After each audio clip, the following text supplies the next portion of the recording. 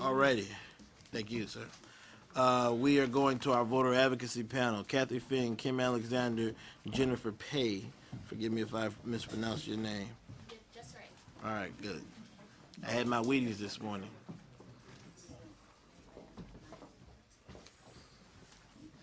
Is there-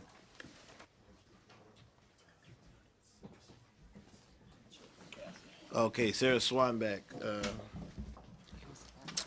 So you're up first, Ms. Swanbeck, representing California Common Cause, and Kathy Fing.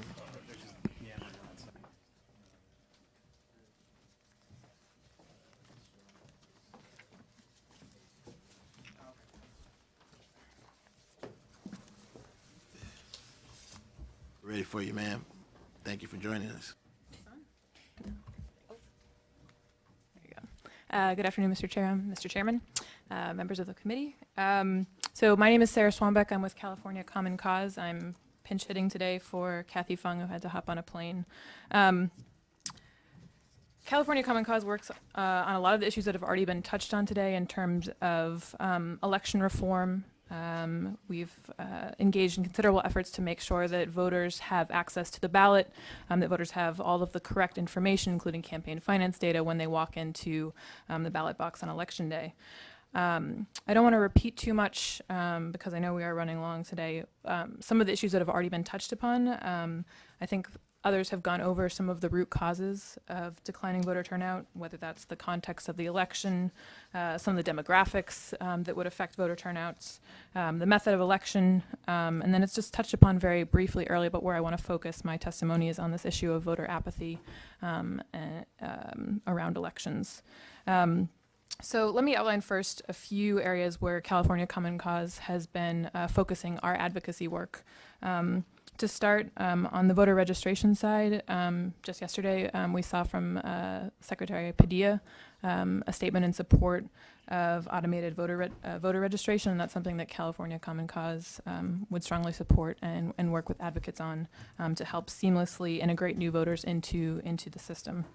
In terms of actually removing barriers to entry, California Common Cause has worked on things like making sure that people have plenty of voting options on election day, so giving lower income and historically underrepresented groups and populations such as Asian American and Latino voters, making sure that they have more voting options like in-person and early voting. And finally, Common Cause has been working on sort of systemic changes to the voting system. We recently had some success around the issue of election consolidation. So this is the issue whereby a lot of local municipalities and other jurisdictions hold their elections off cycle, and so this ends up affecting voters who don't actually know that there's election occurring, and so obviously that contributes to low voter turnout. A PBIC study from several years ago found that by consolidating elections to be on cycle with statewide elections, you could actually get a 21 to 36% bump in voter turnout.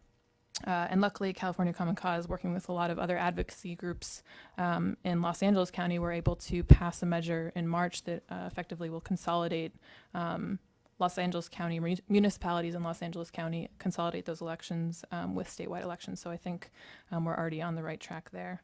But getting back to what I'd like to focus on for a moment here today, this issue was touched upon earlier, and Mindy Romero spoke to this a little bit in terms of not just talking about how do we make sure that voters have access to the ballot, how do we make sure that we get voters registered and there on election day with all of the right information and able to vote, but this sort of more nebulous issue of how do we engage voters? Because certainly if you make sure that as many folks as possible are registered and that they have all the information, you're still going to have a gap in terms of who actually shows up on election day. And I think this is the area where it's much more difficult to research. So what makes people invested? What makes sure voters feel connected to the candidates that are running and connected to the issues that are on the ballot? And I think one clear issue where there's actually a policy solution and where there has been some research is around campaign finance. I know it's probably frustrating for people in the reform community in California because we are limited by what the Supreme Court and by sort of this campaign finance deregulation that's happened at a federal level. But there are things that we can do here in California that could help improve the system in which we're operating, and hopefully thereby have a more palatable system of government, of campaign finance that actually would engage voters and make them feel invested in the races. So what I want to talk about briefly is public financing. This has been something that's been tried out, I think, most successfully at a municipal level. We're already seeing systems here in California, and we released a report last week that kind of just attempted to catalog where public financing systems are being used across the state, and also talk about a little bit what the different public financing systems look like. And so I think what we've seen both in California and other places, so New York I think is the closest other example where it's being used successfully. The most successful models for public financing that we have are where we have matching funds, and we make those matching funds available to candidates who are raising small dollar contributions from within district. And so it's hard when you actually step back and try and look at the research on public financing, because what ends up happening is that you end up in a situation where you're comparing apples to oranges. It's difficult to look, for example, at a system in Los Angeles and compare that public financing system in one election with another municipality that's a totally different jurisdiction in a different election, right? There are too many variables.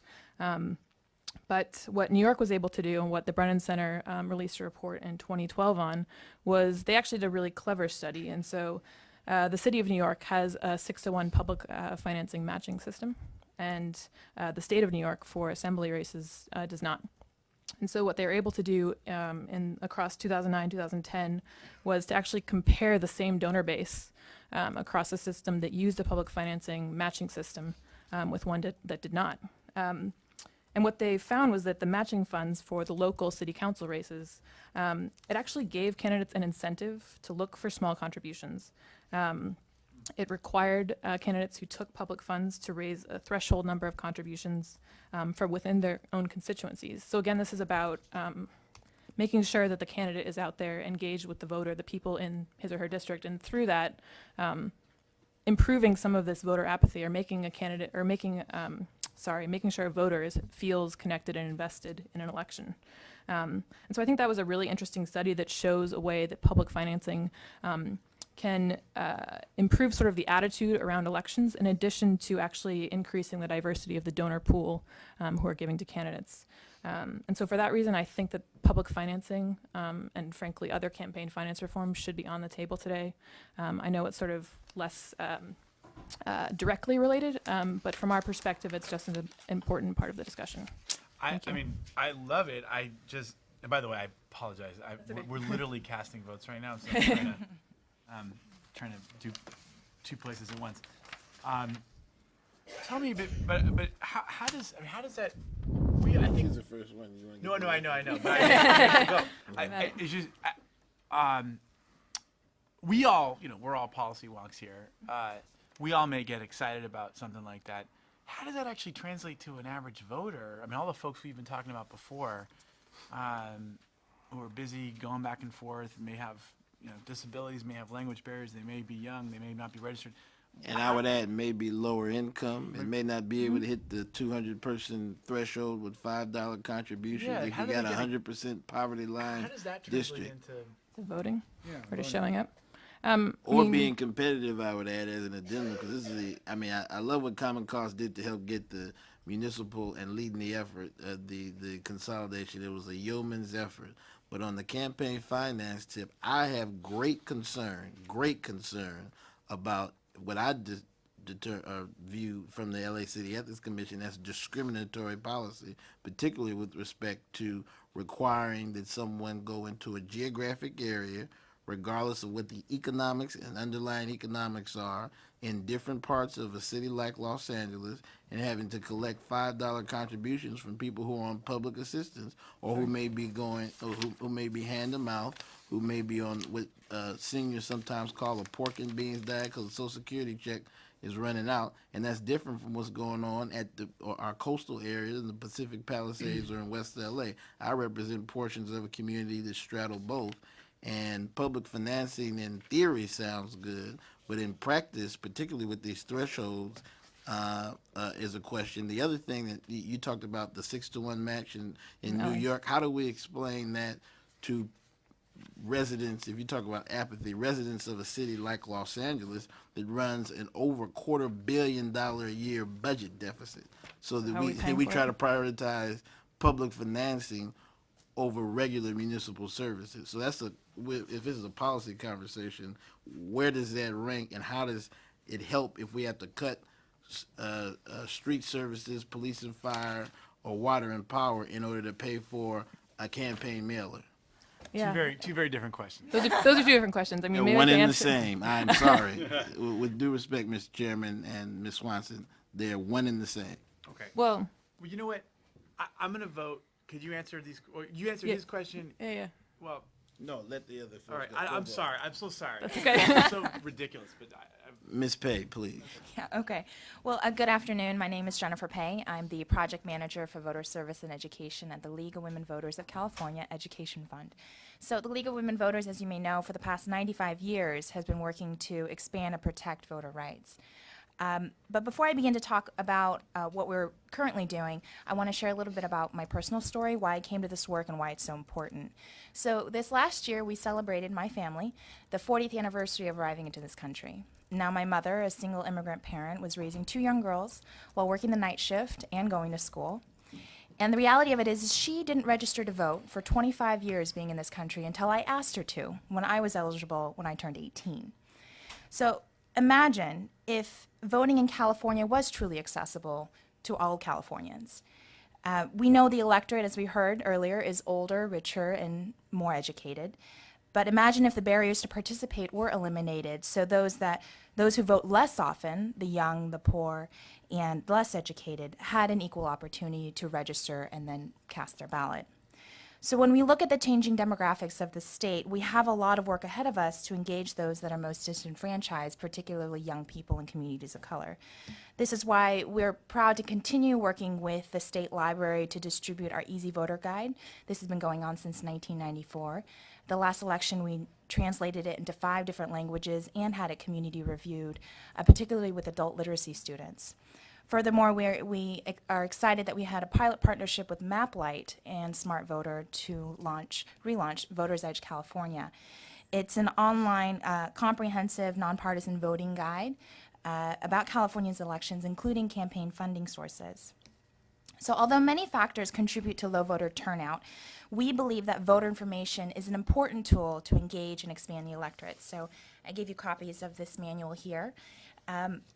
It's exciting because we provided this manual as an easy-to-use resource for election officials and community groups that are working to educate California's diverse electorate.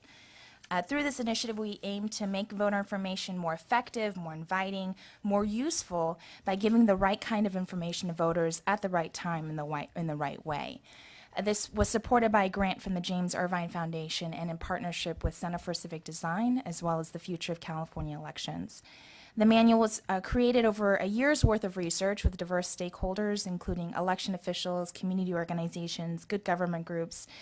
And I want to pay particular attention to the research participants. Now, these were people who are voters, potential voters, and infrequent voters that closely matched California's demographics. They underpin all of the conclusions and recommendations that we make. Our research uncovered 3 main insights to improving voter information. The first is that use of plain language can't be overemphasized. 2, good layout and thoughtful visual presentation are an important tool for comprehension. And 3, voter guides are an important civic literacy tool. So based on our research and experiences during the Easy Voter Guide community review sessions, it's clear that voters desire a strong need for plain language. This includes providing the right information at the right level of detail and organizing the information in an easy-to-follow path. Now, I'm going to point out one particular example, the Voter Bill of Rights. Now, this is the mandate for many of our counties. When we sat down with an adult literacy students at the Berkeley Public Library, we learned that in this particular interview, we had an ex-felon who learned he was eligible to vote after reading the Voter Bill of Rights. Now, it took him a while, carefully reading through, and what we were surprised by was that infrequent and new voters paid careful attention to the Voter Bill of Rights. However, a bilingual low literacy participant stated, "Now these are things I need to know, but some of them are confusing." Even for them, as they carefully tried to read through this, it was hard for them to understand unless we answered their questions. Oftentimes, election terms were difficult to understand. Participants were unfamiliar with important terms and even key terms to understand how to use the election. One particular piece, another example, in addition to the Voter Bill of Rights, is the description of the top two primary. It was so confusing that we actually had to take that out of our voter guide prototype because there were so many questions about what that even meant. Research participants needed hints to help them interpret the information, such as the descriptions of the offices. We hosted a workshop, and it was interesting because a young person had said, I don't know what a board of equalization is. Is it a board that equalizes? Right? So understanding what they do, why should I care? Right? We know that when voter information is written in plain language, this also provides better quality translations. Right? And when we think about the diverse community here in California, in an interview in Los Angeles with our partners at Cause, a recently naturalized immigrant was reviewing one of our prototype voter guides in Chinese, and she became immediately frustrated. She said, "This makes me angry," because the translation was so poor that she couldn't follow along and felt defeated. Now, in all of the research, in addition to plain language, I wanted to point out that layout and visual presentation is incredibly important. It helped cue up how to follow along the voter guide and even understanding the election process. In the first round of user research, we asked participants of all these sample voter guides that we had pulled, what were their top 5 favorite pages? And all 5 had the visual layouts effective. In particular, the candidate and ballot information should be organized in a way that helps the voters rather than confuse them, with a combination of both the overview and the details. We shouldn't let voters get lost in those details. Furthermore, we recognize that many counties are limited in their flexibility of design and layout based on what's required of them, such as these mandates and what's in the election code, and how many pages they can actually afford. So from the size of the font, which we highly recommend should be 12-point font, not 6, which we've seen in some guides, to the proper inclusion of a sample ballot, counties need the resources to provide voter guides that will effectively inspire and educate voters to participate in our elections. Now, thirdly, I want to point out that the evidence from our research suggests that an official voter guide isn't an information device. We know it's not an engagement tool. But we know that this may be the only piece of information that voters receive. And in some cases, if it arrives in their home, some family members and friends may also have access to it as well. So we want to encourage people to actually open it and to read it and pass that 5-second visual test and not end up in the recycling or in the garbage bin, right? A young potential voter stated in an interview that this is stuff I hadn't thought about or paid attention to, voters' rights, measures. I might try to do more research. I'm more interested in knowing more. So during the interviews, we found that new and infrequent voters unfortunately didn't know where to start. And we heard this earlier today about civic literacy and civic education. Until people start to make sense of why they should even participate, the details can be really confusing. It takes a lot of energy and desire to read through all of this information. It's clear that folks need personalized information. They need to find it in an easy way to understand, and should be really accessible in all the languages that is required and is available to them.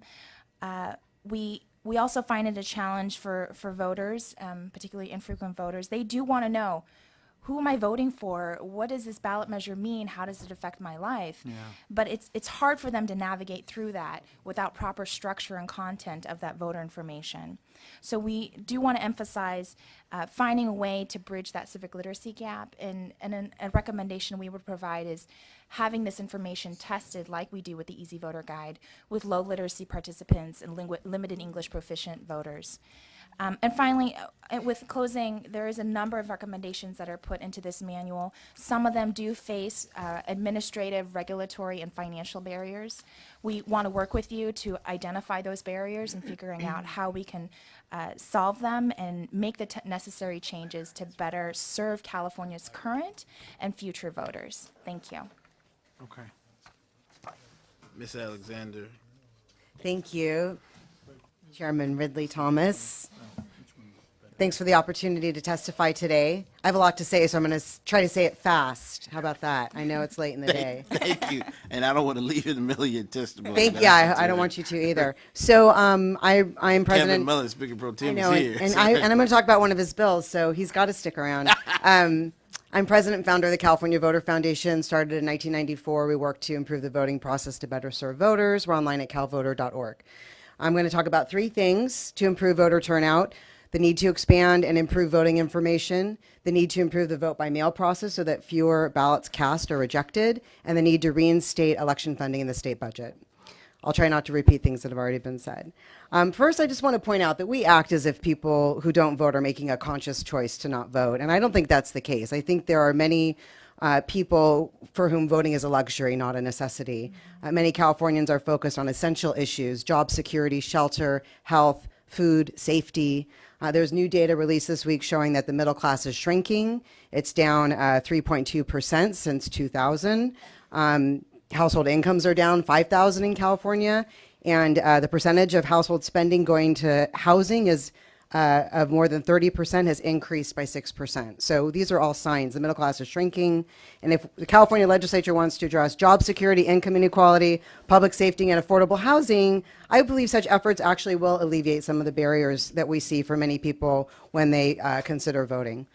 When we surveyed infrequent voters and eligible non-voting Californians 10 years ago to find out what kept them away from the polls, we learned that the top 5 reasons were: number 1, politics are controlled by special interests. This goes to Sarah's comments. Number 2, I don't feel that the candidates really speak to me, and if they're not voting, they probably are not speaking to them.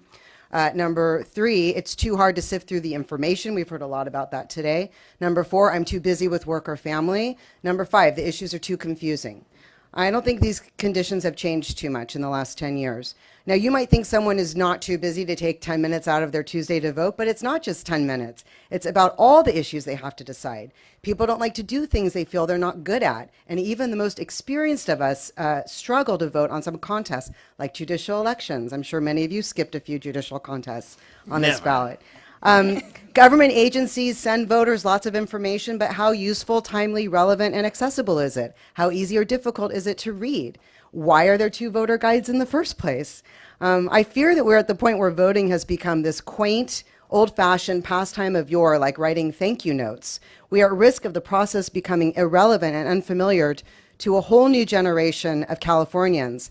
This is why we want to see expansion of voting information online. The printed voter guides are useful, and we realize not everyone is online, but it's important that the process of, this goes back to what Senator Hertzberg was saying, it's important that the process of deciding how to vote is similar to other processes people undertake today when making other important decisions, like where to live, where to apply for a job, or where to go to school. For such decisions, people increasingly look to the internet for answers. We are asking the government sector, which voters are most likely to trust of all the players in the political process, to provide and direct voters to the information they need to make informed decisions about all the contests on their ballot, accessible online, all in one place, and make it less difficult to navigate. We heard from James Schwab today. The Secretary of State has teamed up with the Voting Information Project. We are very happy about this and supportive of this project. We want to make it easy for voters to type in their address and get a list, not just of where their polling place is, but all the contests on their ballot, which they're already planning to do. And we are working with them to hopefully expand that to also include all of the content in the state and local ballot pamphlets. Put it all in one place. Was that the ERIC system? No, this is the VIP system. Oh, also the one a with Pew Google. project, The one yes. with Google, Yes, this is Google VIP Pew. Got it. This is the system that would let people look up all their contests, and then we wanted to go even further, tell voters where they can find information about those candidates and ballot measures that are listed there. We call this the Unified Voter Guide, and this is what we're pursuing with Pew, with Google, with VIP, with the Secretary of State, with the future of California elections, and with a number of California counties. We also want to explore ways to allow candidates to file electronic-only statements, because a lot of candidates actually don't place statements, particularly those down-ticket candidates where voters have a really hard time finding information. It's so expensive. The reason they can't place it is because they're so expensive. That's because you're paying you're helping to defray the cost of putting out my sample ballot. Yeah. And so, oh, mine is not here right now, but I brought it with me. And so we could have a system that lets people place an electronic only statement online that could cost $50 instead of $500. And that would give, 500. It was $10,000 $6,000 in my race to Yes. place an in the ballot Yes. statement. I don't Yes. think most voters have any idea. yeah, it's ridiculous. I completely agree. And $1,000. yes, and it's too exorbitant, and it's denying candidates the ability to reach voters, and it's denying voters the ability to hear from candidates. So we want to find ways for candidates to make official statements to voters through the internet for a much lower cost that doesn't involve printing and copying and mailing. This is one of our reforms that we're seeking. Another one that we want to pursue is having not just text statements, but video statements, audio statements. A lot of people have difficulty reading, as Jen was explaining. So we have also a lot of language diversity in California. Why force all the information to be in text-only format? That's not user-friendly. That's not friendly to young people who are looking for information that connects with them. If we can get information to voters through the VIP lookup tool, through county election websites, through the Secretary of State's website, that directs voters not just to official candidate statements, but candidates' YouTube channels, candidates' Twitter feeds, candidates' Instagram accounts. Those kinds of social networking tools is what's going to bring these elections alive, particularly for young people who, as Mindy Romero pointed out, we really need to engage. In addition to this voting information work that we're pursuing, I want to talk about the vote by mail process and the issue of ballots being rejected. We did a study last year. There's an excerpt in the hearing materials about our study, and we found that the top reasons why some ballots aren't getting counted is because they arrive too late, there's no signature, or the signature doesn't match. This was also found in a statewide study that was done following our study. So we are looking at a couple bills. Fortunately, you passed last year's SB 29 CREA, which adds 3 days to count votes, and that's going to reduce some of these problems. But we also are supporting AB 477 by Assemblyman Kevin Mullen, which would allow voters who forgot to sign their mail ballot envelopes to fill out and sign an unsigned ballot statement and send in or deliver that to the county registrar so it could be attached to their ballot and their ballot could still be counted. When we did our study, we found that some counties sent the ballots Say back. that one more time, just so I can Yeah, understand. if a vote by mail voter fails to sign the envelope, the county can notify the voter and say, hey, you forgot to sign the envelope, rather than having to send the whole ballot After and the envelope. election? No, before the election. So if they forget to sign, but they do it early.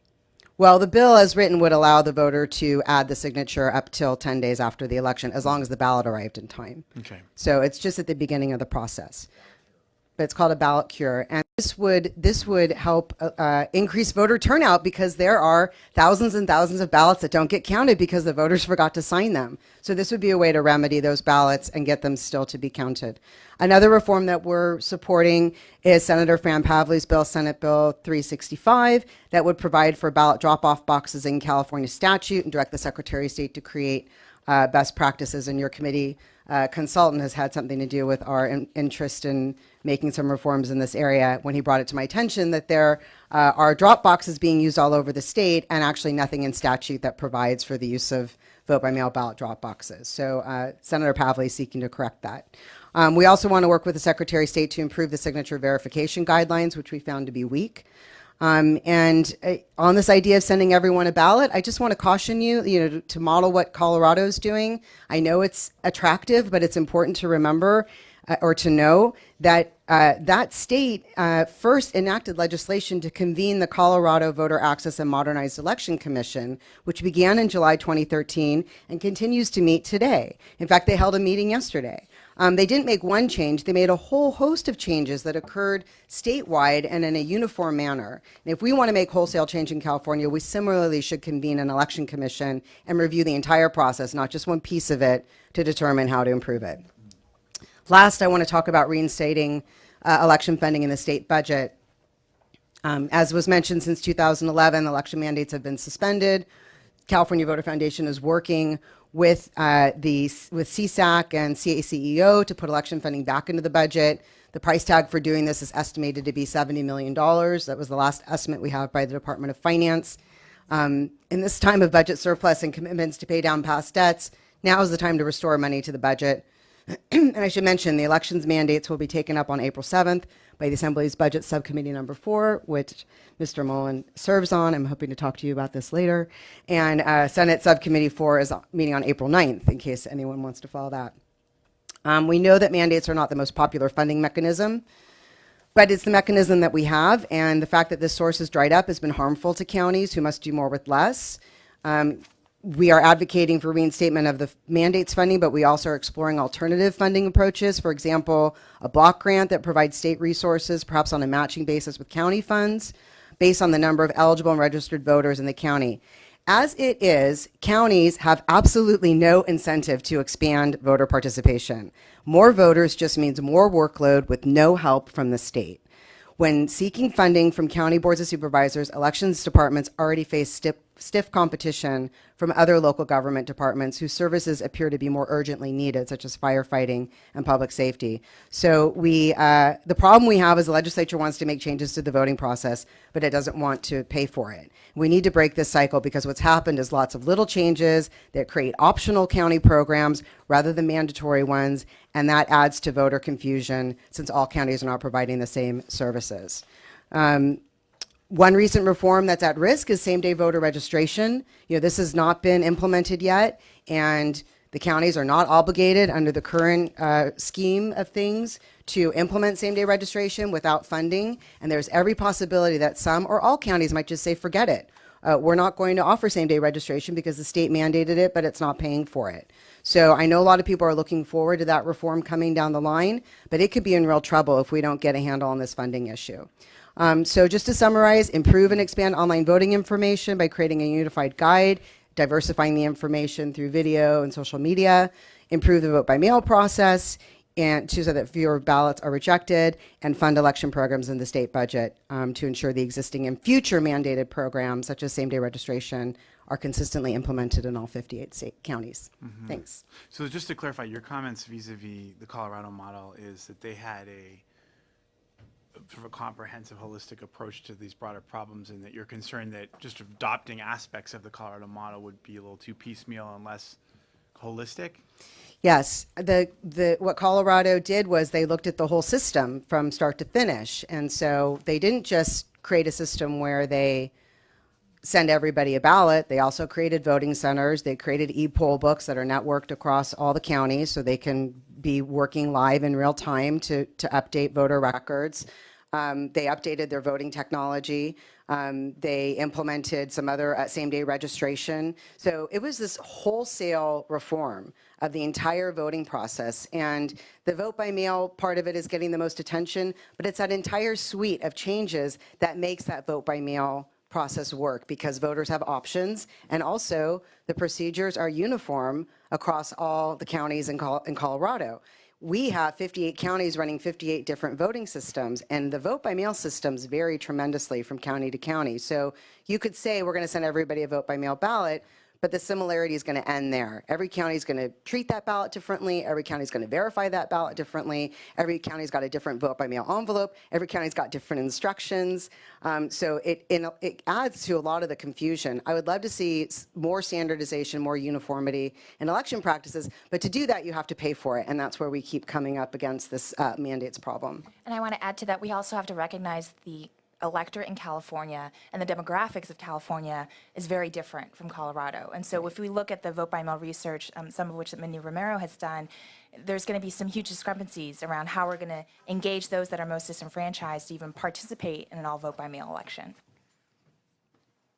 Okay, give me, so I mean, we heard from the folks before that they were, as long, there's some things that can happen to take care of potential disenfranchisement, but in general, they're, in the last panel, these were advocates working on, working for vulnerable folks.